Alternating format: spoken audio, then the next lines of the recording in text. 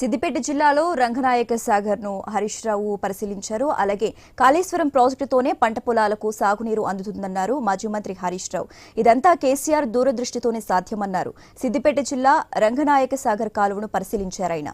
కాలువ పక్కన ఆగి సెల్ఫీ దిగారు. అనంతరం స్థానిక రైతులతో కలిసి కాసేపు ముచ్చటించి సమస్యలు అడిగి తెలుసుకున్నారు.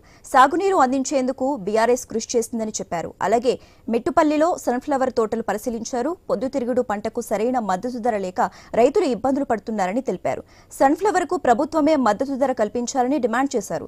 ప్రభుత్వ నిర్లక్ష్యంతో రైతులు ఇబ్బంది పడుతున్నారని ఆగ్రహం వ్యక్తం చేశారు.